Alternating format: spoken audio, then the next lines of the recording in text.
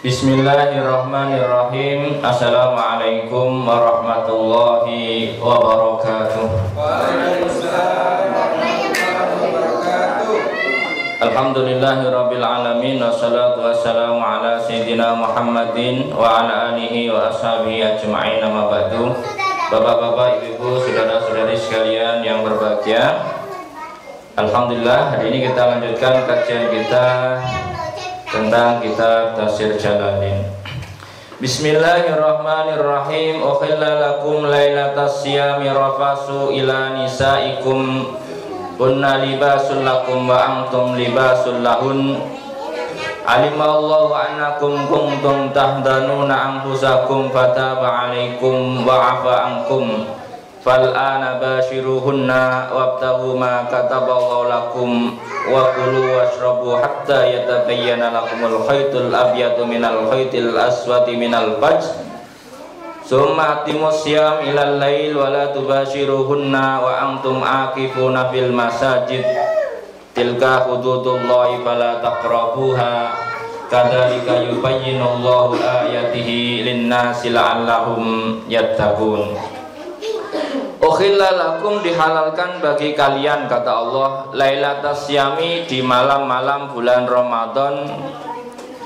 Apa yang dihalalkan? Ar-rafas, yaitu melakukan percampuran ya, bahasa halusnya percampuran, bahasa kasarnya janganlah ya, bahasa standarnya HS, bahasa kerennya itu. Nah, ini aman nggak bicara ini ayat orang-orang dewasa ya. Bapak-bapak yang sudah bapak-bapak, ibu-ibu sudah aman. Yang kakak-kakak ini tolong dikondisikan pikirannya supaya tidak terlalu jauh ya.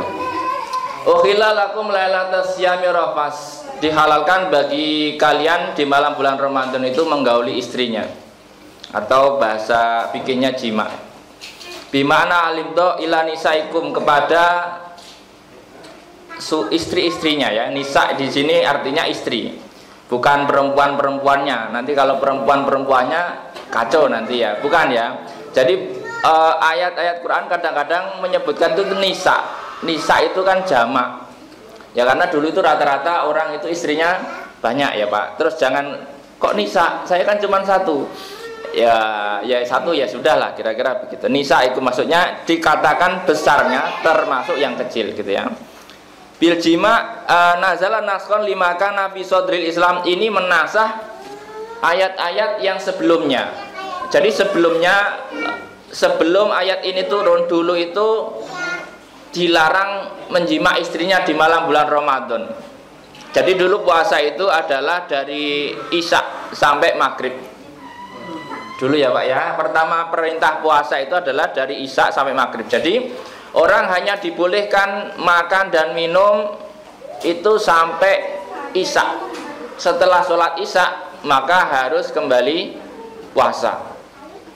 Barang siapa ketiduran setelah maghrib dan belum makan, maka bangun tidur tidak boleh makan sampai maghrib berikutnya. Ya akhirnya sahabat Nabi ini juga manusia, maka kemudian 1 bulan itu tidak kuat, apalagi orang Arab yang setiap hari hampir makan daging kambing misalnya begitu ya Pak ya, kira-kira begitu. Anda bisa dibayangkan lah orang Arab yang kebutuhan biologisnya mungkin lebih tinggi daripada orang non-Arab. Nah, tapi enggak juga sih, setiap orang mesti ada yang beda-beda ya. Setiap negara itu, saya kira setiap orang-orang di negara itu beda-beda ya kebutuhannya. Ada yang butuhnya sehari 5 kali, sehari 4 kali, sehari 2 kali, sehari sekali, ada yang seminggu sekali, ada yang sebulan sekali. Itu kebutuhan tidak sama. Makanya jangan disamakan kebutuhan kita dengan kebutuhan orang lain, bisa jadi berbeda-beda. Makanya kebutuhan-kebutuhan itu sebagian sahabat akhirnya itu tidak kuat Pak ya, makanya kemudian terjadilah apa yang terjadi. Itu aliasnya apa? Artinya sudah dilarang untuk tidak menjima istrinya di malam bulan Ramadan, tetapi karena nggak kuat ya terjadilah. Akhirnya setelah terjadi laporlah kepada Rasul, lalu turunlah ayat ini. Jadi fi sadril Islam min tahrimihi wa tahrimil akal wa syurb ba'dal isya. Ya, dulu itu setelah isya pokoknya nggak boleh apa-apa, termasuk menjima istrinya. Atau kalau memungkinkan, kalau terpaksa banget misalkan, itu masih bisa dulu itu setelah maghrib sampai isya. Bapak Ibu bisa bayangkan setelah maghrib sampai isya itu cuman waktunya 1 jam buat makan, sholat, mana sempat Pak, kira-kira begitu ya, ngopi ya. Tapi ya kalau yang nyempet-nyempetin sempat juga, tapi kan ya ndak pas waktunya, masih banyak orang ngajak ngobrol gitu kan, ya agak susah lah kira-kira, kecuali rumahnya di hutan sendirian ya bebas lah misalnya ya. Kalau rumahnya banyak orangnya ya tentu ya susah lah. Hunna libasul lakum wa antum libasul lahun. Perumpamaannya adalah istri-istri itu adalah pakaianmu dan kamu adalah pakaiannya. Jadi Allah kalau menggambarkan kiasnya itu begitu. Suami istri itu seperti pakaian. Jadi ibarat kata kalau suami tidak melakukan hubungan dengan istrinya itu seperti orang nggak pakai baju, kedinginan Pak. Nah, makanya kalau orang punya istri itu hangat Pak, karena seperti orang pakai baju. Yang belum beristri segera ya. Yang masih kedinginan. Ini gambarannya ya, maksudnya ya. Makanya yang belum punya suami juga segera, nggak usah susah-susah cari baju yang pas, nggak kegedean, nggak kekecilan. Karena istri dan suami itu ibarat baju, kegedean nggak pas, kekecilan nggak enak. Cari yang pas. Kalau kegedean kecilin bisa. Kalau ngecilin bisa ya. Kalau gedein itu otomatis sih, bapak-bapak itu gede sendiri otomatis kalau sudah nikah ya. Termasuk ibu-ibunya sama ya. Ya. Jadi katanya kalau cocok itu sama-sama jadi gede nanti setelah ini ya. Gede badannya ya kalau kinayatan komu huma awil ikhtiyaj kullamin huma ila sahibi. Karena apa? Setiap orang itu butuh partner. Dalam hidup itu butuh partner. Makanya memang laki-laki itu diciptakan untuk berpartner dengan perempuan, dan perempuan diciptakan untuk berpartner dengan laki-laki. Ibarat orang seperti kebutuhan terhadap pasangan itu seperti manusia berkebutuhan kepada pakaian. Jadi pakaian itu makanya menghangatkan kalau saat dingin dan mendinginkan di saat panas. Jadi sebenarnya tugasnya seperti itu.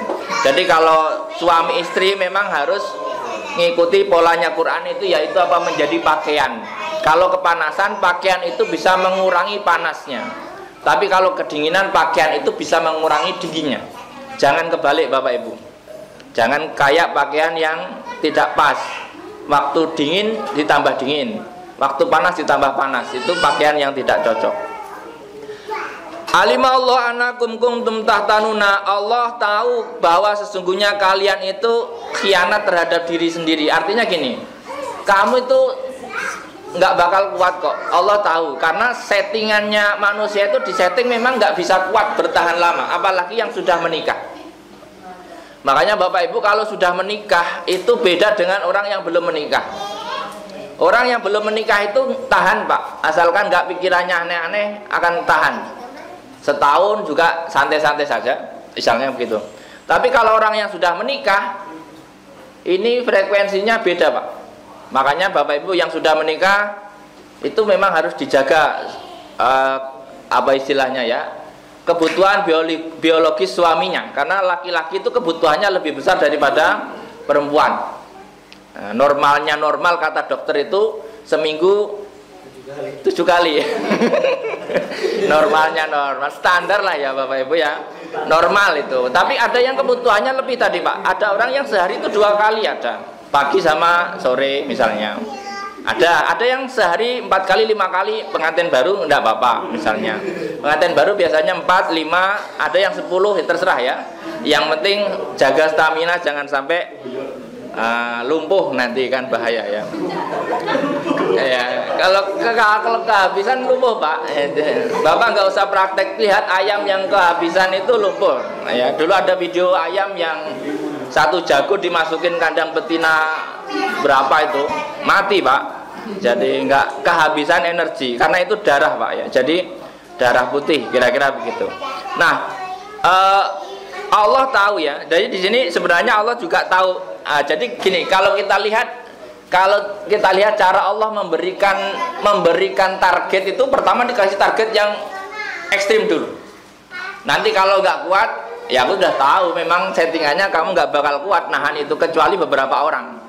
Akhirnya kemudian waktunya diubah apa? Alimallahu annakum kuntum tahtanuna anfusakum ya bil jima' lailatas syam wa qadalak li Umar wa ghairihi wa tadaru ilan nabi. Ini orang-orang yang pertama nggak kuat itu di sini ya, dalam tafsir ini dikatakan adalah Umar ya. Makanya orang itu kalau jago jago gelut Pak, kebutuhannya tinggi. Kalau badannya seger kuat, harusnya kebutuhannya tinggi. Makanya harusnya istrinya siap sedia. Kalau nggak siap sedia ya minta temen. Nah, minta temen ya. Makanya kalau orang Arab dulu ya mungkin begitulah ya. Nggak tahu ya. Kemudian Fataba alaikum. Jadi Allah sebenarnya sudah tahu, karena sudah tahu ya. Fataba alaikum, Allah sudah memaafkan qabla taubatikum. Sebelum Umar itu meminta maaf kepada Rasul, Allah sebenarnya sudah memberikan maaf ya. Wa afa ankum fal ana basyiruhunna ya. Wa afa ankum, dan memaafkan dari kalian. Fal ana, maka sekarang id ukhila lakum, setelah dihalalkan bagi kalian, basyiruhunna wabtagu ma kataballahu lakum ya. Lalu ya gaulilah istri-istri kalian di malam-malam bulan Ramadan. Jadi sebenarnya bergaul di malam-malam bulan Ramadan ini memang juga dibenarkan oleh Allah Pak ya. Jadi sah ya. Jangan kemudian pengen khusuk terus istrinya nggak disentuh sama sekali sebulan Ramadan. Bahaya, nanti istrinya disentuh orang. Ya, jadi lebih baik memang disentuh sendiri. Termasuk juga kalau untuk istri, jangan sampai sebulan Ramadan itu saking semangatnya ibadah nggak mau melayani suaminya. Akhirnya suaminya dilayani orang. Bahaya Pak ya. Jadi lebih aman ya sesuaikan dengan kebutuhannya. Tentu ya ada batas waktu yang ditentukan ya. Ai abahu minal jima au qadruhu minal war dan sebagainya ya. Artinya dibolehkan menjima atau hal-hal yang terkait dengan anak dan sebagainya. Intinya ya seperti itulah. Wa kulu wasrobu, dan makan dan minumlah ya alail kuluh ya semalam itu, hatta yatabayyana, sampai jelas atau tampak, lakum bagi kalian al khaitul abyad, yaitu garis putih ya, minal khaitil aswadi, dari garis hitam, minal fajri, dari fajar. Artinya ini bahasa kiasan juga. Jadi bukan benang ya. Kalau dulu kan bahasa terjemahnya itu benang, sehingga tampak benang putih dari benang hitam. Dahulu sahabat Nabi itu karena menerima ayat ini, lalu dia itu menyiapkan benang di rumahnya, dua, satu hitam, satu putih. Jadi dia itu baru sholat subuh kalau benang yang putih itu kelihatan. Tetapi bukan itu Pak. Itu kalau Anda perhatikan sekarang kelihatan terus Pak. Jadi benang putih. Ya, jadi Anda nggak sempat nanti mau jima kok sudah kelihatan benang putih, ya nggak jadi ya. Bukan itu. Yang dimaksud adalah ketika fajar ya, fajar sotik. Dulu itu di tempat-tempat yang masih belum banyak polusi cahaya, itu bisa dilihat ketika fajar itu muncul, itu terang Pak langit itu, meskipun nggak ada rembulan.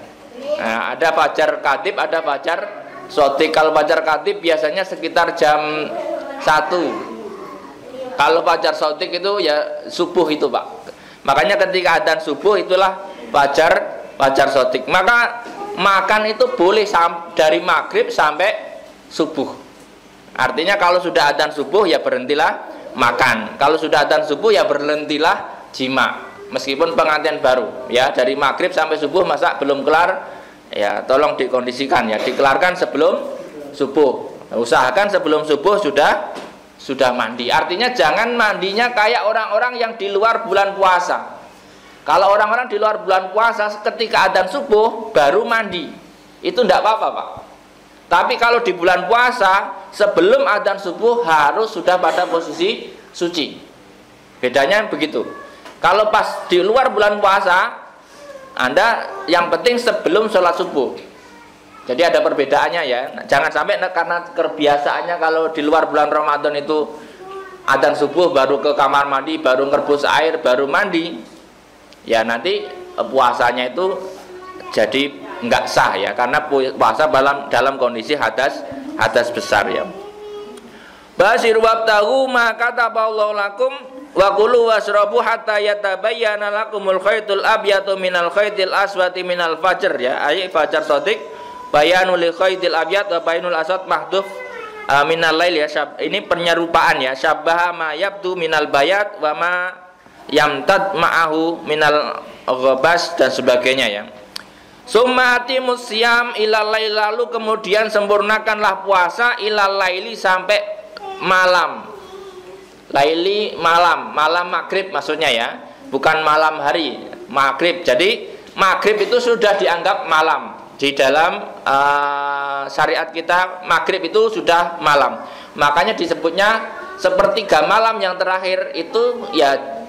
Sepertiga malam yang terakhir, sepertiga dari jam maghrib sampai subuh dibagi 3, sepertiganya itulah yang waktu afdolnya sholat tahajud. Ila dukhuli bi ghurubi syamsi wala tubashiruhunna wa antum aqifuna bil masajid, dan juga dilarang menjima istrinya meskipun malam ketika kamu berniat iktikaf. Jadi Bapak Ibu, kalau ada orang bapaknya sudah niat iktikaf biasanya di 10 hari terakhir, kalau Bapak Ibu niat iktikaf maka jangan setelah dari masjid karena pengen pulang dulu lah, nemu istri, habis itu balik lagi. Itu nggak niat iktikafnya, dilarang. Kalau niat iktikaf ya sudah iktikaf, tapi kalau belum ya nanti cari waktu yang aman. Iktikaf itu jangan lama-lama, nggak kuat nanti Pak. Yang bapak-bapak, kalau yang masih belum menikah iktikaf dari awal Ramadan nggak apa-apa Pak, sampai akhir Ramadan. Nah, kalau yang sudah menikah diukur kemampuan normalnya menahan itu berapa hari. Kalau kemampuannya 10 hari, ya 10 hari niatnya iktikaf 10 hari. Karena iktikaf itu tidak boleh keluar dari masjid kecuali makan sama mandi. Jadi kalau Bapak Ibu niat iktikaf, ya sudah iktikaf di masjid. Ya nggak boleh kemudian iktikaf portable, maksudnya apa ya, PP gitu ya, maksudnya malam pulang nanti jam 12 ke sono sampai subuh pulang. Itu nggak niat Pak, iktikaf nggak begitu. Kalau iktikaf ya memang fokus di sana untuk zikir, untuk ibadah. Wala tubashiruhunna wa antum aqifuna fil masajid ya. Tilka hududullah, itulah ya aturan-aturan Allah ya. Fala taqrabuha, janganlah kalian mendekati batas-batas larangan itu ya. Kadzalika, sebagaimana sudah dijelaskan, kadzalika yubayyinullahu lakum ayatihi linnas la'allahum yattaqun. Itulah batas-batas yang sudah dijelaskan kepada manusia, la'allahum yattaqun, barangkali dengan itu mereka menjadi orang-orang yang bertakwa ya. Wala taqulu amwalakum bainakum, dan janganlah kalian memakan harta di antara kalian. Artinya jangan mengambil harta orang lain. Wala taqulu amwalakum bainakum bil batil, dengan cara yang batil. Batil itu haram. Artinya gini, seperti apa di sini? Dikatakan seperti kasyirqah wal ghasab, seperti mencuri dan menggosok. Kalau mencuri itu mengambil barang orang tanpa diketahui dan tidak minta izin, yaitu mencuri. Tapi kalau gosok itu meminjam tapi nggak izin, atau meminjam izinnya belakangan, itu gosok Pak. Nah ini memang sering terjadi. Tapi dalam fikih nanti ada ininya, kecuali barang-barang yang uli maridohu. Uli maridohu itu diketahui orangnya mesti ngizinin kalau dipinjem, itu boleh. Misalnya Bapak Ibu punya sandal jepit di sini misalnya, nah, itu kalau ada orang mau minjem pakai wudhu terus Bapak ndak ada, kira-kira kalau Bapak uli maridohu, orang ini jelas boleh sandal jepit. Tapi kalau sandalnya sandal yang apa itu, yang kalau kena air bermasalah itu mesti nggak uli maridahum, jelas marah-marah. Pinjem buat wudhu aja nggak boleh, bukan begitu Pak konsepnya. Nanti kadang-kadang itu yang punya sandal yang dimarahi, kan kacau dunia sekarang itu ya. Jadi yang punya yang punya duit yang kena marah kalau utang ya misalkan ya. Jadi kadang-kadang yang punya barang itu menjadi salah gara-gara dipinjam untuk ibadah nggak boleh, dipakai wudhu aja nggak boleh. Kan ini sandal milik Allah. Kalau ada orang kayak gitu, Allah saja ngaturnya begitu, nggak boleh menggosok. Gosok itu apa? Pinjem yang izinnya di belakang, atau pinjem yang kira-kira kalau orang diizini nanti tuh akhirnya nggak bisa ngapa-ngapain, nolak juga percuma sudah dipakai. Misalnya kayak pinjem apa ya? Pinjem handuk biasanya ya, sajadah. Tapi kalau sajadah saya kira uli maridho. Handuk biasanya yang agak bermasalah, apalagi pinjam celana dalam. Lo ada loh Pak, kadang-kadang itu karena celana dalamnya habis, lemari temennya terbuka, pinjam dulu lah. Tapi ngomongnya besok, kemarin saya pinjam celana dalammu ya. Itu gosok Pak. Biasanya pokoknya kalau hidup berdampingan dengan orang lain, potensi gosoknya itu ada. Jaket, apapun, sepeda ontel, bisa jadi motor, kalau kuncinya ada, sudah gosok, nggak diisi bensin, 2 Pak, itu manggil anu ya, kesalahannya 2, 1 pinjem tanpa izin, yang kedua mencuri bensinnya. Lo kecil loh Pak, kelihatannya kecil, tapi itu mengambil harta orang lain. Makanya kalau Bapak Ibu pinjem motor, yang dipinjem itu motornya Pak, bensinnya itu ngambil. Makanya harus Anda isi bensinnya, wajib minimal kembali seperti semula, minimal. Ya gimana ngitungnya ya terserah gimana ngitungnya. Lebih aman sebelum pinjem suruh penuhin dulu, aku mau pinjem, jadi nanti kembalinya penuh. Itu pulpen itu sebenarnya akadnya harus minta tintanya, pinjem pulpennya minta tintanya. Tapi salah satu saja juga enggak apa-apa. Kalau minjemnya cuma untuk tanda tangan sih masih minjem. Tapi kalau minjemnya setahun, ya enggak minjem Pak. Minjem nggak dibalik-balikan, ya enggak minjem Pak itu. Ada orang minjem itu nggak dibalik-balikan sebelum rusak. Ada kadang orang begitu itu. Minjem handuk ya, tapi nggak dibalik-balikin. Sampai yang punya lupa. Dulu aku pinjam handuk kamu ini saya balikan ya 2 tahun yang lalu. Itu gosok Pak. Bisa jadi malah makan harta orang lain. Jadi termasuk juga mengurangi spek Pak, mengurangi kontrak. Emang yang rawan itu orang-orang yang sedang transaksi, maka lebih baik itu kita melebihi daripada mengurangi. Maka lebih baik kalau naruh harga itu yang tinggi Pak, supaya kita kalau melebihi itu masih ada spare-nya. Makanya kalau orang jualan itu kan potensinya ngurangi takaran atau ngurangi timbangan. Ini yang rawan. Meskipun misalnya 1 mili Pak per, dan itu bahaya. Lebih baik kita lebih 1 mili. Maka kalau orang-orang Indonesia itu rata-rata kalau nimbang itu diangetin bahasanya. Nggak tahu kalau kita anget apa adem Pak. Kalau beli yang anget, kalau jual yang adem kan sebagian orang menjual begitu. Jadi kadang-kadang padi itu kan kalau pembeli dia itu mintanya yang anget. Tapi kalau dia kalau menjual yang adem supaya dapat untung, ya adem itu artinya fresh banget itu loh namanya. Apa misalnya 1 kilo ya 1 kilo pas. Jadi timbangannya lurus. Harusnya kan agak naik gitu ya kalau timbangan jompat dulu itu. Nah, lebih aman dilebihkan Pak. Jadi kalau kita berjualan lebih baik lebihin sedikit, itu lebih aman daripada kurang sedikit. Kalau kurang sedikit kita dianggap memakan harta orang lain. Tapi kalau lebih sedikit kita termasuk sedekah kepada orang lain. Itu lebih aman. Lebihin sedikit meskipun 1 batu Pak. Misalkan batunya minta 1 truk, tambahin 1 batu Pak. Nah, lebih 1 truk lebih 1. Aman Pak. Ya kan gitu ya. 1 truk lebih satunya taruh di jok Pak. Ini lebihannya. Loh, itu kan konsep kita itu ngomong sama malaikat pencatat itu loh Pak. Maksudnya ini lebihannya loh kan. Itu kan batunya 1 truk, ini lebihannya. Ya. Jadi memang fikih begitu Pak. Fikih itu berbasis data. Malaikat mencatat sesuai dengan data ya. Jadi Nanti urusan ya di belakang lah, kira-kira begitu.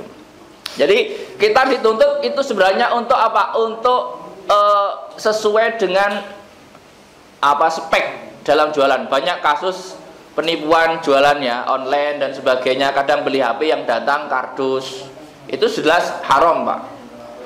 Beli apa misalnya datangnya apa, beli baru datangnya apa, itu haram ya. Kira-kira kalau haram resikonya apa ya? Resikonya di akhirat nanti mesti akan bermasalah. Wala taqulu amalakum bainakum bil batil wa tudlu biha ilal hukam. Atau ada orang-orang yang malah membawa ke meja hijau, kadang-kadang mengklaim tanah orang dengan mengajukan ke meja hijau, ini tanah saya, dengan bukti surat-surat yang dipalsukan. Itu kan ada juga ya. Dari dulu itu ada hakim-hakim yang disuap untuk mengalihkan harta orang lain kepada dirinya. Nanti menangin saya ya, nanti tak kasih.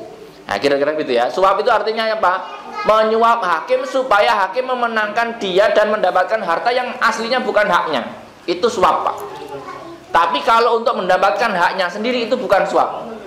Misalnya harta Bapak ada masalah, ngasih hakim itu bukan suap, karena itu hak Anda. Kalau nggak Anda ngasih hakim, harta Anda hilang. Misalnya begitu. Tapi kalau itu bukan harta Anda kasih hakim supaya hakimnya mengasihi Anda, itulah yang disebut suap. Ya, suap itu ya seperti itu. Wa tudlu biha ilal hukami litakulu fariqam min amwalin nas, untuk memakan harta sebagian orang lain ya. Bil ismi, dengan cara yang dosa, wa antum ta'lamun, sementara kamu sendiri tahu. Orang itu berbuat curang rata-rata dia tahu, sadar kalau dia curang, Pak. Tak akali ini. Nah gitu ya. Pokoknya rata-rata orang curang itu sadar. Jarang orang curang nggak sadar. Sadar, Pak. Bapak Ibu mesti pernah praktek toh. Kecil-kecil apapun pernah kan. Kita semua orang itu nggak bisa lepas dari pernah melakukan itu, meskipun kecil. Diakali itu baik. Gimana caranya ya, manusiawi, tapi jangan banyak-banyak. Dan ingat ayat ini, setelah ini usahakan enggak curang. Tapi ya namanya hidup ya, orang bal-balan apa sepak bola saja ada diving dan sebagainya ya. Ya tapi jangan keterlaluan kayak yang diving kemarin, kesenggol aja langsung jatuh. Itu kan ya kebablasan ya. Yas'alunaka anil hailah, yas'alunaka anil hailah, yas'alunaka bertanya kepada kamu wahai Muhammad anil ahillah, tentang bulan sabit ya. Jam'ul ihilal lima tabdu daqiqah summa tazidu hatta tamtali'a nuron summa ta'udu kama badat. Mereka itu bertanya tentang hilal. Hilal itu apa? Hilal itu bulan sabit itu loh, Pak. Kenapa sih bulan itu kadang sabit, kadang purnama, kadang nggak ada? Apa kata Allah? Yas'alunaka al-hilah kul hiya mawaqitu lin-nasi wal hajj. Katakan kepada mereka itu adalah penanda waktu untuk manusia dan untuk haji. Jadi bulan ini adalah alat untuk menghitung hari, Pak. Maka di ayat lain disebutkan lita'lamu adadas sinina wal hisab. Ya, jadi kenapa sih bulan itu nggak kayak matahari? Jadi sebagian orang-orang dahulu tanya kepada Nabi Muhammad, wahai Muhammad, ini kenapa kok bulan itu kadang sabit, kadang gede, kadang hilang, nggak kayak matahari saja standar setiap hari bulat. Bapak Ibu bisa bayangkan kalau bulan itu setiap hari nongol dan purnama, Pak. Gila kita, Pak. Nggak tahu kapan bulan itu berganti. Makanya satu bulan itu sebenarnya hitungannya harusnya pakai bulan, Pak. Harusnya. Tetapi di kalender-kalender yang bukan hijriyah, satu bulan itu ngitungnya bukan pakai bulan, pakai matahari. Harusnya satu bulan itu ya satu perputaran bulan. Aneh toh, yang lain itu ya nggak tahu lah ya. Mereka hanya membagi. Kalau yang Masehi itu kan membagi satu tahun dibagi 12. Terus ketemunya berapa? 30, 31 sama 28, 29-nya Februari. Tapi kalau dalam kalender komari, kalender rembulan, satu bulan itu ya 29 atau 30. Sudah fix itu. Nggak akan berubah sampai 31 hari, nggak ada. Makanya harusnya bulan itu ya Nah, kenapa? Bulan ini untuk penanda bahwa 1 tahun itu siklusnya 12 perputaran bulan. Lalu untuk haji apa? Supaya tahu kapan waktunya wukuf, kapan waktunya mabit, kapan waktunya mulai haji dan sebagainya. Termasuk juga bulan ini untuk waktu penanda puasa Idul Fitri dan Idul Adha. Jadi dalam Islam itu menggunakan semua elemen penghitung waktu ya, baik Samsiah maupun Komariah. Samsiah itu yang dipakai di Masehi, Komariah yang dipakai Hijriah, Jawa dan sebagainya. Dalam penghitungan bulan, maka dalam syariat Islam menggunakan hitungan rembulan, salah satu bulan. Dalam waktu sholat itu menggunakan perhitungan matahari. Jadi waktu sholat itu dengan perhitungan matahari, tapi waktu puasa dengan perhitungan bulan. Zakat itu mestinya pakai perhitungan bulan, Pak. Makanya kalau haulnya zakat kita 1 tahun itu dihitung dari bulan yang Hijriah. Hijriah sama Masehi bedanya berapa? Bedanya cuma 11 hari, lebih cepat Komari. Jadi kalau setiap tahun mungkin bedanya 11 hari. Tapi kalau misalkan berkali-kali, lama-lama itu ya 1 tahun ya. Makanya puasa itu nanti akan semakin maju, muter terus gitu ya. Setiap tahun itu bertambah maju 11 hari. Yas'alunaka 'anil ahillah qul ya mawaqitu linnasi wal hajj, dan untuk haji ya tadi ayat lamu biha waqtahu ya falau istamarat ala halati lam yurad dan sebagainya. Walaisal birru bi an ta'tul buyuta min duhuriha, dan tidak ada kebaikan dengan mendatangi rumah dari belakangnya ya. Bil ikhram bi an tanqibu fiha nakban tadkhuluna minhu wa tukhrajuna min tarqul bab dan sebagainya. Artinya dan enggak dulu ada orang-orang yang sedang sedang ikhram itu kemudian pulang ke rumah ya. Artinya dulu itu ya kayak tadi ya, kayak PP tadi loh. Artinya dia pulang itu lewat pintu belakang supaya enggak kelihatan orang. Nah, jadi kalau niat ibadah ya sudah ibadah saja, jangan nyelinap pulang supaya nggak kelihatan masuk rumah, dia pakai pintu belakang. Dulu itu rumah rata-rata ada pintu belakangnya. Kalau rumah kita sekarang itu pintunya cuma depan, Pak. Kalau di kampung-kampung itu pintu depan, samping, kanan, kiri, belakang ada semuanya. Nah, kita itu memang kadang-kadang kalau memahami ini harus disesuaikan dengan zaman dahulu. Kalau sekarang itu ya hanya orang-orang yang rumahnya masih di tanah yang luas lah, yang punya pintu belakang ya. Kalau sekarang rata-rata pintu ya cuman depan ya. Depan kadang-kadang cuman 1 ya itulah ya. Dan sebagainya ya. Kemudian qul ya mawaqitu linnasi wal hajj walaisal birru bi an ta'tul buyuta min duhuriha walakinnal birra manittaqa ya. Akan tetapi kebaikan adalah orang-orang yang siapa yang bertakwa ya. Wa atul buyut min abwabiha, dan datangilah ya rumah-rumah itu dari pintu-pintunya ya, al-ikhram. Wa taqullaha la'allakum tuflihun, dan bertakwalah semoga atau barangkali dengan bertakwa itu nanti kamu menjadi orang-orang yang bahagia atau orang-orang yang menang. Wala masudu Rasulullah sallallahu alaihi wasallam anil bait amul Hudaybiyah wa sulhul kabir an ayaudal amal qabil wa yahlulahu Makkah salasa ayam dan sebagainya. Wa qatilu fisabilillah, dan berperanglah ya di jalan Allah ya, li'ila idinihi ya, untuk menegakkan agamanya.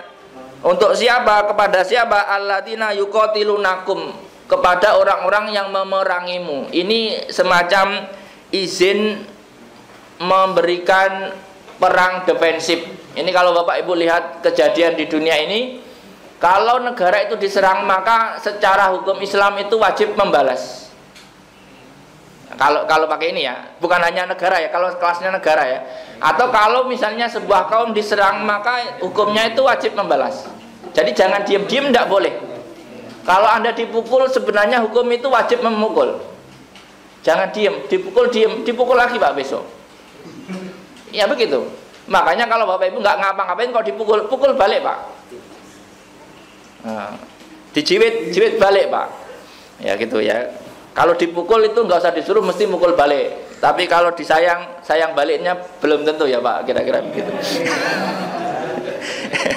Ya kalau dipukul itu orang udah otomatis lah, bawaan lahir itu kalau dipukul mukul balik kan. Ya. Wala ta'ta. Wala ta'tatu, tapi jangan berlebihan. Jangan berlebihan Pak. Jadi kalau kita dipukulnya pakai sapu lidi, pukul baliknya pakai sapu lidi. Sama gagangnya. Ya enggak ya. Tapi kan kadang itu kita kepancing emosi. Ini sebenarnya kan gini, betapa Allah mengatur keadilan dalam kehidupan. Kalau kamu dipukulnya sekali, balasnya sekali. Tapi kadang-kadang orang itu tersinggung lalu mukulnya berkali-kali bahkan sampai melebihi itu nggak boleh. Ya. Kadang-kadang hanya keserempet itu terus dipukul habis-habisan. Keserempet selebor motor, yang serempet mobil, terus dia marah-marah, mobilnya dipecahin, dihancurin, dibakar. Itu nggak boleh. Harusnya kalau serempet balik Pak. Ya paling enggak jangan itulah. Cukup tinggal minta bagaimana mengembalikan pada posisi semula, ya suruh membayari bengkelnya atau ganti rugi kerusakan. Itu sebenarnya bukan terus merusak punya orang lain lebih besar. Nggak boleh, harus standar. Wala ta'tadu alaihim bil ibtida bil qatl ya. Innallaha la yuhibbul mu'tadin. Allah tidak senang, sesungguhnya Allah tidak senang kepada orang-orang yang melampaui batas. Jadi kita itu boleh membalas setara. Nanti dalam ayat lain Anda boleh membalas setara atau memaafkan. Dan memaafkan itu lebih baik gitu. Tapi berat Pak. Normalnya orang itu kalau dijotos balik. Ya, kalau disaduk balik. Ya pokoknya gitu normal ya. Jiwit balik, tarik balik. Pokoknya gitu normal. Tapi harus sama, setara lah. Jangan terlalu berlebihan. Waqtuluhum haitsu saqiftumuhum, di ayat lain malah dan perangilah mereka dimanapun kamu menemukan. Ini kalau sudah pada hal-hal yang tertentu, nanti ada namanya perang apa bahasanya ya, perang tentean bahasa Jawanya itu, perang apa ya, apa bahasa Indonesianya, perang habis-habisan. Nah, ini nanti kalau misalnya yang main itu negara-negara yang punya nuklir Pak, itu akan terjadi perang habis-habisan, habis bener Pak. Kembali ke Nabi Adam, paling tinggal sisa 2 orang. Loh, bisa jadi Pak.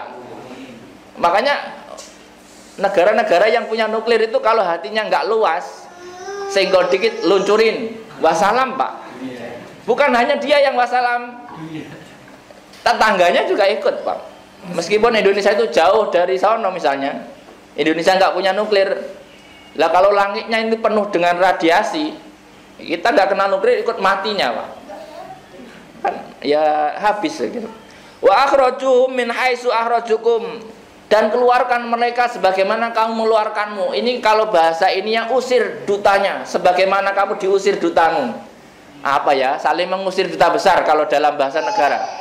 Kalau bahasa yang lain itu deportasi, apa itu bahasanya? Pokoknya sebenarnya harus imbang. Kalau dikenakan tarif pajak, kenakan tarif pajak balik, harusnya begitu. Harusnya ya. Kalau berani. Kalau nggak berani ya sudahlah, nggak apa-apa ya. Harusnya memang kita dilatih itu kalau berani memang harus seimbang. Makanya kalau Anda lihat negara-negara yang diserang kemarin terus balas, itu benar sudah. Kalau nggak balas malah keliru.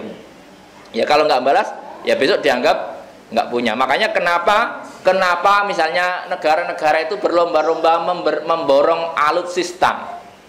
Yaitu memang sebuah negara untuk menjaga kewibawaannya harus punya alutsista Pak. Ibarat orang itu setiap orang punya senjata. Harusnya setiap orang punya senjata. Ya kalau dulu itu senjata itu kan celurit, keris, golok gitu ya.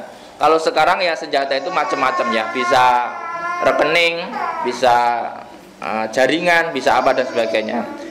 Min Makkah waqad fa'ala bihim dalika amul fathah ya, amul fathi ya, artinya membalas sesuai dengan apa yang dilakukan mereka terhadap kaliannya. Wal fitnatu asyaddu minal qatl. Ini Bapak Ibu sering dengar kan? Wal fitnatu asyaddu minal qatl, dan fitnah itu lebih sadis atau lebih besar dosanya daripada perang atau membunuh.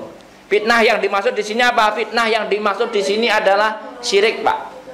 Syirik itu maksudnya gimana? Anda menfitnah batu menjadi Tuhan, itu dosanya lebih gede, Pak. Fitnah itu apa sih? Menuduh sesuatu, menuduh orang lain tanpa bukti dan tidak nyata. Seperti orang menuduh sesuatu menjadi Tuhan, padahal tidak. Itu dosanya lebih gede. Makanya jangan sesekali menuduh sesuatu itu menjadi Tuhan. Oh, itu Tuhan saya itu, bulan tuh. Kayak tadi yang dibaca ayatnya tuh. Itu kalau Nabi Ibrahim keterusan masuk ke sini ayatnya. Atau menuduh orang bisa ngilang, bisa muncul, hilang, muncul. Oh, ini Tuhan kayaknya. Menuduh seperti itu dosanya lebih gede. Artinya syirik ini dosanya lebih gede daripada membunuh. Nanti Bapak Ibu ada apa ya? Urut-urutan dosa terbesar ya. Dosa terbesar paling gede adalah syirik. Makanya jangan sampai melakukan kesyirikan. Kemudian wala tuqatiluhum indal Masjidil Haram, jangan berperadangan memerangi mereka di Masjidil Haram. Masjidil Haram itu dilarang ada peperangan ya, Pak, dulu ini ya. Hatta yuqatilukum fi sampai kamu diperangi di sana. Kecuali kamu diperangi, kamu boleh perang. Kamu boleh berperang di Masjidil Haram kalau kamu defensif. Jadi konsep dalam Islam soal perang adalah defensif, bukan berarti nggak berani. Makanya sebenarnya kita itu mungkin ya di Nusantara ini diajari itu defensif rata-rata, jarang nyerang duluan. Kalau nyenggol baru disenggol. Tapi kalau nggak nyenggol ya biasa saja. Bapak Ibu kan rata-rata nggak tahu konsepnya apa. Kalau defensif itu jangan diremehkan. Kadang orang itu pendiam tapi giliran gelut ya pinter gitu loh maksudnya ya. Kadang-kadang kan melihat orang pendek, kecil loh, belum tentu kalau misalkan dia berantem kalah, belum tentu. Karena kadang-kadang orang-orang begitu kan defensif ya. Makanya penting juga orang itu tetap belajar defensif atau pertahanan ya. Jangan sampai terus kemudian nggak boleh ya. Negara itu nggak boleh nggak punya tentara, nggak boleh. Karena kalau nggak punya tentara ya nggak akan ada harganya. Hatta yuqatilukum bi ba'in qatalukum faqtuluhum, kalau kamu diperangi maka perangilah ya. Wala taqtuluhum hatta yaqtulukum, pokoknya ya jangan sampai kamu memerangi mereka sebelum mereka memerangimu ya. Ba'in qatalukum kadzalika jazaul kafir, sebagaimana itulah balasan kepada orang-orang yang kafir. Jadi kalau kita diserang oleh pihak-pihak orang yang kafir misalnya, maka wajib hukumnya kita menyerang balik. Wajib hukumnya, Pak. Makanya ini sebenarnya adalah ayat tentang keseimbangan dalam berperang ya. Jangan sampai kita giliran kita diserang, setelah diserang disuruh damai. Itu kan kacau. Nah, setelah diserang terus setelah ini gencatan senjata kayak kemarin tuh. Sudah selesai damai. Loh, habis ibarat kata Pak, habis Anda mukul orang terus damai ya. Itu nggak sesuai, Pak. Ya harusnya pukul dulu baru damai.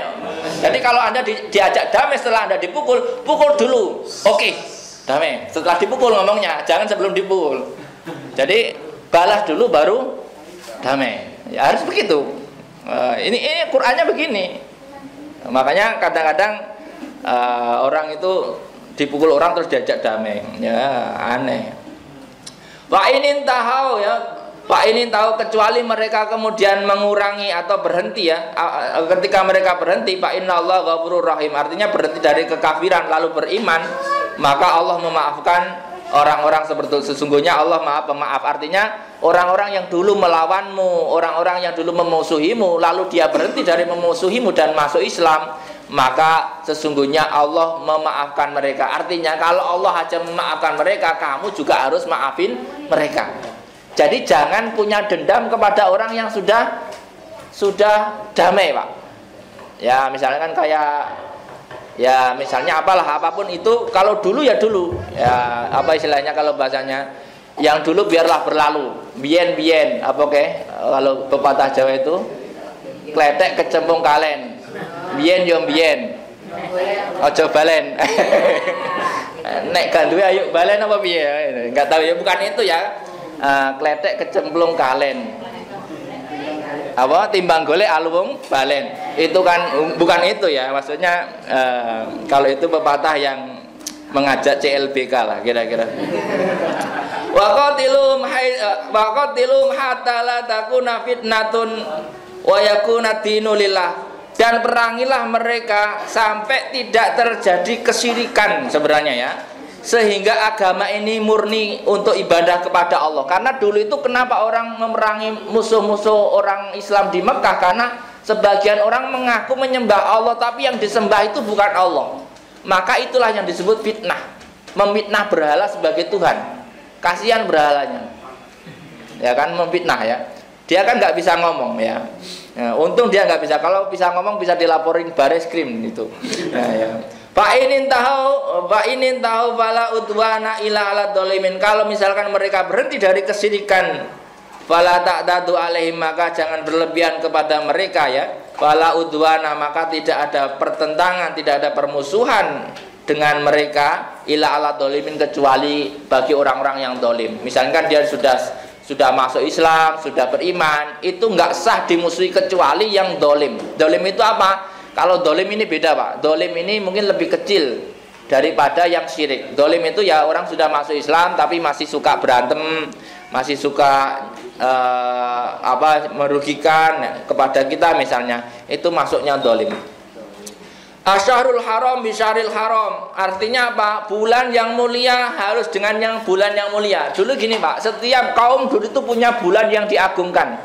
Dulu ada bulan Ramadan, kalau di dalam Islam itu kan ada bulan Sya'ban, Dzulhijjah, Dzulqa'dah, Rajab, bulan haramnya.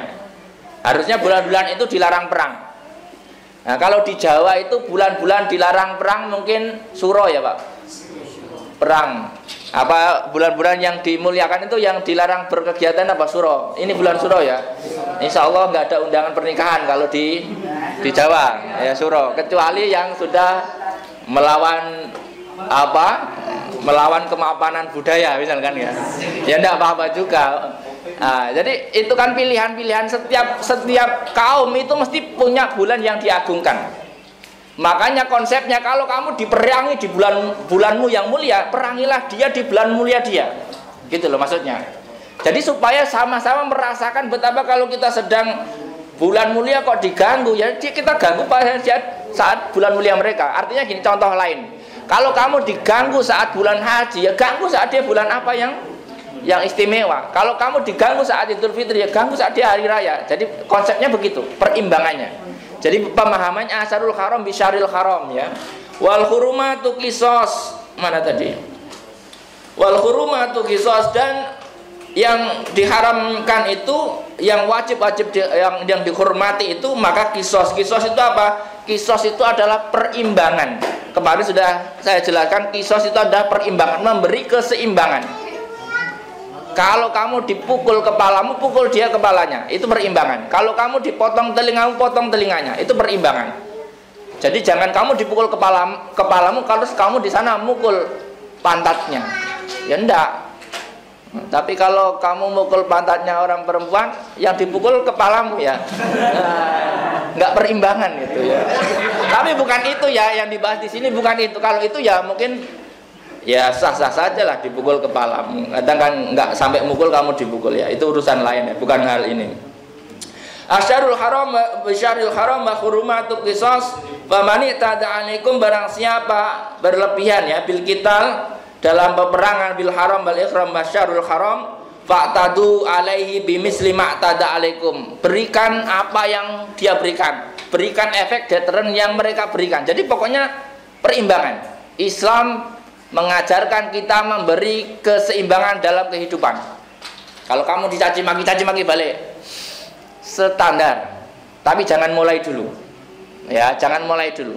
Makanya kalau di Arab, Bapak Ibu kalau mau lihat di Arab itu, di Mesir misalnya, di Mesir itu orang berantem kayak apapun, adu mulut, itu dia nggak akan mukul duluan. Nah, jadi orang itu saling memancing untuk memukul, untuk dipukul ya. Tapi kalau dia sudah mukul, maka balasannya itu luar biasa Pak. tapi nggak ada yang mulai. Kalau di Indonesia kan belum adu mulut langsung del ya, apalagi yang orang-orang Jawa itu malah nggak pakai adu mulut, tiba-tiba keris tiba-tiba nusuk gitu aja. Kalau orang Jawa kan ngomongnya itu ketika kerisnya sudah nusuk, tak tusuk gue. Nah, jadi pas nusuknya ngomongnya. Kalau orang sono, nanti kamu saya pukul, tapi nggak pukul-mukul. Dan beda memang ya, makanya ya karakter sebuah kaum itu beda-beda. Ya kalau kita ya jangan begitulah, nggak usah ya. Syukur-syukur nggak usah adu mulut. Kalau dia ngaduin mulut, ya kamu kasih pipi lah, pipi, kira-kira begitu. Supaya nggak terjadi hal-hal yang tidak diinginkan atau menghindar. Kalau konsep di Jawa kalau nggak salah itu ngalah, ngalih, ngamuk gitu ya. Harus ketiga kali yang ngamuknya ya. Tapi ya nggak tahu lah ya. Ngalah pertama, kedua kok masih begitu, ngalih. Masih begitu lagi, ya ngamuk. Standar lah. Kalau sudah 3 kali kan berarti perlu dibalas dengan perseimbangan. Kalau dalam Islam nggak usah nunggu 3 kali, langsung kasih perimbangan. Maka karakter-karakter orang Arab itu kalau marah-marah langsung, nggak nunggu besok dan nggak mendol-buri. Mendol-buri itu nggih tapi enggak kan gitu ya. Kalau di Arab enggak ya enggak. Jadi enggak ada tema belangkon apa itu yang katanya mendol buri. Di depannya halus, di belakangnya jendol. Enggak, kalau di Arab ya kayak di sebagian orang Indonesia yang los gitu loh. Enggak seneng ya bilang enggak seneng. Mungkin begitu ya. Ya, mungkin yang jujur apa adanya ya. Tapi enaknya kalau di Arab itu hari ini bertengkar, sudah damai, sudah nggak ada masalah, nggak ada dendam.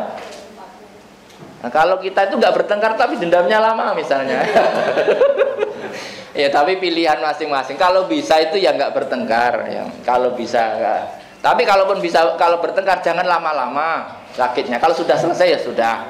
Kadang-kadang itu diungkitnya itu loh Pak. Kadang-kadang itu yang nggak boleh itu ngungkit-ngungkit. Harusnya diselesaikan dulu ya sudah gitu ya. Makanya Bapak Ibu siapapun itulah jangan pernah bertanya masa lalunya, karena masa lalu itu nanti sudah selesai. Kalau ditanya kayak misalnya mantanmu dulu begitu, berantem lagi ya. Padahal itu sudah taubatan nasuha misalnya ya. Jadi jangan bertanya masa lalu, karena masa lalu itu tidak bisa diubah. Jadi dan jangan cerita masa lalu, berbahaya. Sudah ceritakan masa kini dan masa depan ya, itu saja saya kira ya. Kurangi cerita masa lalu. Wala tulqu biaidikum apa tadi? Wa anfiqu wa'lamu annallaha ma'al muttaqin, dan ketahuilah bahwa sesungguhnya itu Allah bersama orang-orang yang bertakwa. Orang yang bertakwa itu insya Allah mendapatkan pertolongan. Artinya orang-orang yang berani dan bertakwa kepada Allah insya Allah mendapatkan pertolongan. Makanya Rasulullah SAW itu kan dalam memimpin peperangan itu luar biasa Pak. Jadi kadang-kadang juga berat itu karena apa? Lawannya lebih banyak. Tapi lawan banyak itu nggak boleh mengecilkan keberanian. Makanya kalau Bapak Ibu lihat negara-negara kecil berani melawan negara besar, itu ya harusnya ada. Ya sementara ini kan banyak negara-negara yang karena lawannya negara besar langsung tunduk. Ya itulah yang harusnya tidak begitu. Harusnya tetap harus ada yang tetap berani sebagai bagian upaya untuk memberi perimbangan. Meskipun nggak tahu nanti menang apa kalah, hitung-hitungan di atas kertas kalah, tetapi Allah bersama orang-orang yang bertakwa. Artinya nggak boleh kemudian Anda menyerah sebelum berperang. Apapun itu ya, apapun itu kita nggak boleh menyerah sebelum berperang. Termasuk kehidupan, nggak boleh nyerah sebelum berperang. Termasuk pekerjaan, nggak boleh menyerah sebelum dicoba. Bisa enggak ya? Ya coba dulu. Nanti kan kalau memang ada pertolongan Allah ya bisa. Gitu. Yang penting kita tawakal Allah. Ya Allah, bismillah saya mulai pekerjaan. Logikanya secara logika sampai ya insya Allah bisa ya. Kemudian wattaqullaha wa'lamu annallaha ma'al muttaqin. Wa anfiqu fisabilillah wa la tulqu biaidikum ila tahlukah. Wa anfiqu, dan berinfaklah fisabilillah di dalam jalan Allah ya. Ini biasanya adalah dulu itu orang-orang kalau mau perang mesti butuh anggaran besar, Pak.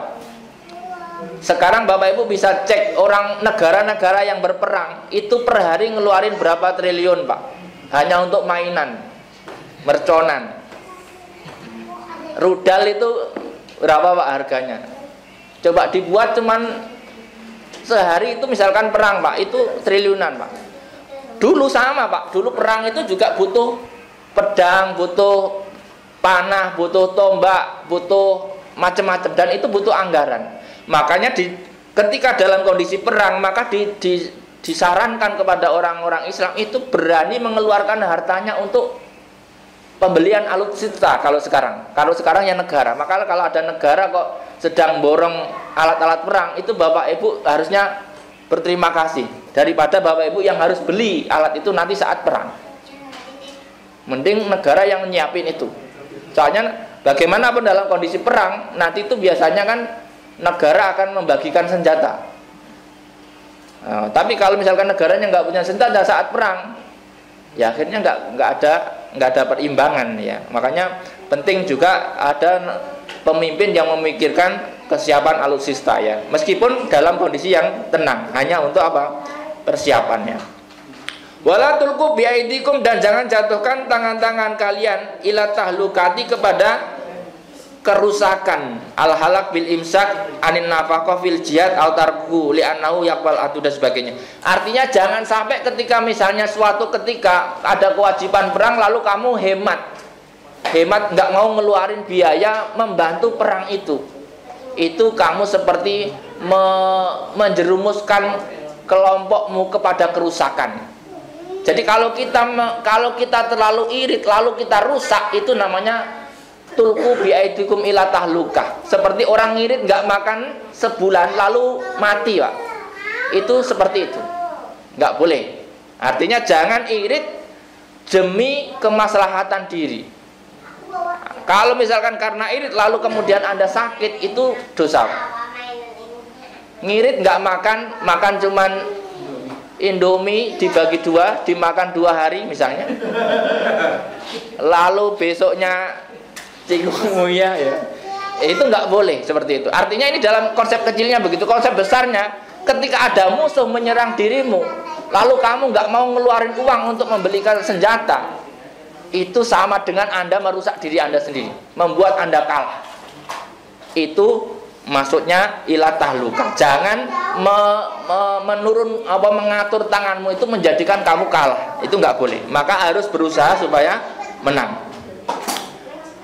Wa ahsinu dan lebih baiklah. Wa ahsinu artinya kalau bisa itu lebih. Lebih itu artinya dalam bahasa kerennya kalau bisa ngutang mau nggak apa-apa. Jadi kalau pada hal tertentu itu mungkin ada hal yang dibelain dengan utang itu tidak apa-apa. Misalkan ya apa ya, biasanya pendidikan dan sebagainya ya. Innallaha yuhibbul muhsinin, sesungguhnya Allah menyukai orang-orang yang berbuat ihsan ya. Wa atimul hajja wal umrata lillah, dan sempurnakanlah haji dan umroh lillahi kepada Allah ya.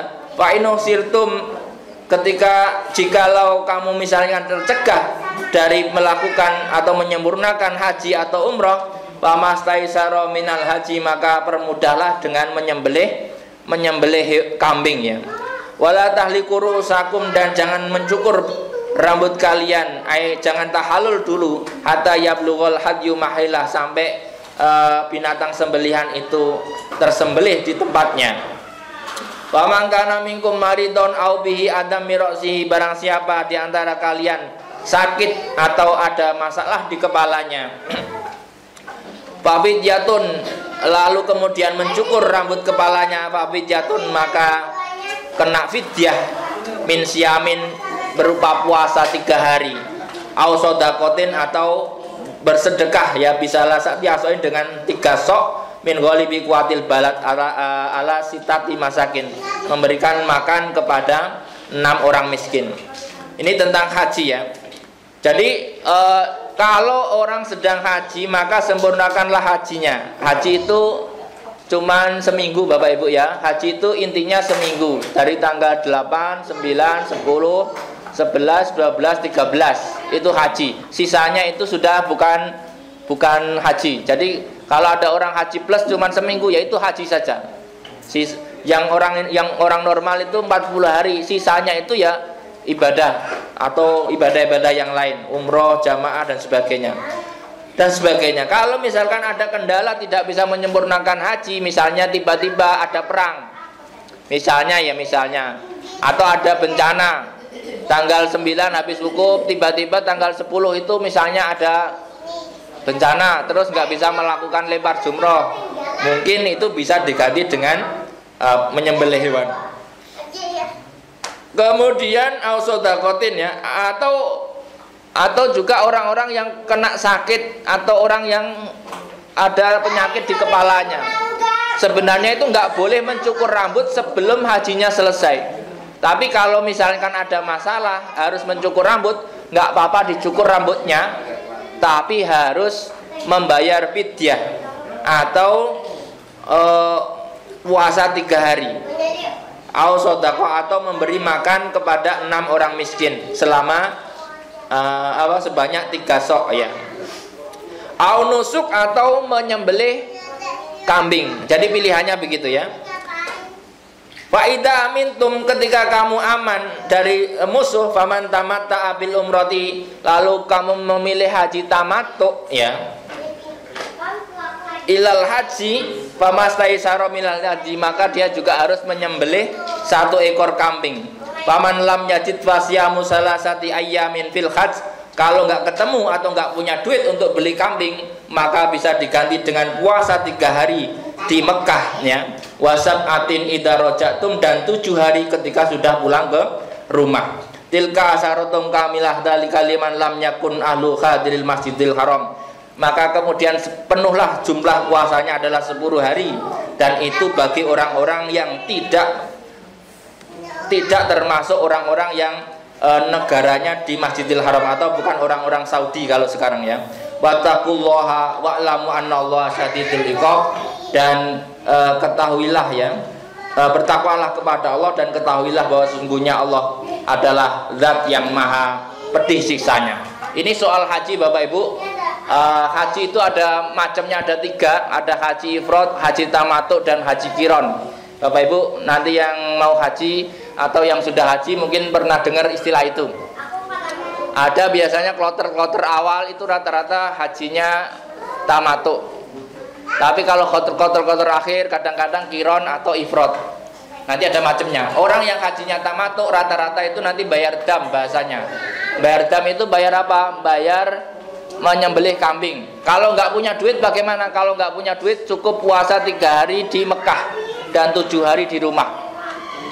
Jadi biasanya orang-orang yang nggak punya duit atau orang yang punya duit pun nggak mau beli kambing, itu bisa dilakukan dengan puasa 3 hari di Mekah, sisanya 7 hari di rumah setelah haji. Nah, jadi nanti kalau Bapak Ibu pengen coba bagaimana sih rasanya haji puasa di bulan haji, yaitu lumayan ya, apalagi pas hajinya musim panas. Saudi itu Mekah itu selalu panas Pak, apalagi di musim panas.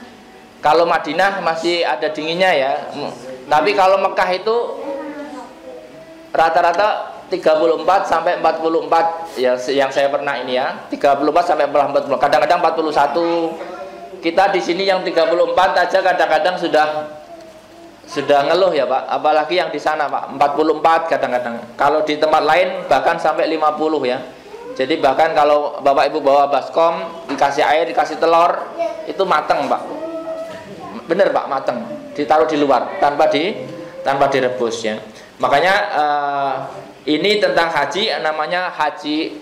Kalau haji tamattu itu rata-rata orang Indonesia itu hajinya tamattu. Jadi haji sampai Mekah itu biasanya sebelum masuk Mekah itu pakai ihram, lalu setelah sampai Mekah sampai Masjidil Haram itu dia tawaf qudum, setelah tawaf nanti sa'i, setelah sa'i potong rambut, setelah potong rambut itu dia lepas ihram. Nah nanti ketika tanggal 8 Dzulhijjah dia pakai ihram lagi, lalu melaksanakan haji sampai misalnya sampai tanggal 13 pakai ihram. baru lepas lagi. Itu namanya tamattu. Tamattu itu apa? Haji yang mudah. Karena kalau orang pakai ihram terus dari awal datang ke Mekah sampai masanya haji, itu lumayan Pak. Lumayan kayak gembel Pak. Maksudnya nggak boleh pakai sabun, nggak boleh pakai sampo, nggak boleh pakai wangi-wangian. Itu lumayan Pak. Makanya pilihannya banyak. Dulu ya Pak, kalau sekarang kan hotel sudah adem enak, masjid sudah adem. Dulu itu ya nggak seadem itulah. Ya, jadi dulu solusinya ya Allah itu memberikan cara haji itu banyak model. Anda tinggal pilih mau model yang mana. Dan itu nanti Bapak Ibu akan paham kalau sudah haji. Kalau belum haji tidak paham tidak apa-apa. Nanti kalau saat haji paham. Yang belum umroh ya belum paham. Nanti kalau sudah umroh juga paham. Pokoknya gitu Pak. Intinya berangkat aja. Paham nggak paham daftar aja Pak. Insya Allah nanti juga paham ya. Demikian saya kira semoga ada manfaatnya apa yang kita kaji pada hari ini. Hadanallahu wa iyyakum barakallahu minkum wallahu muwaffiq ila aqwamit thoriq. Assalamualaikum warahmatullahi wabarakatuh.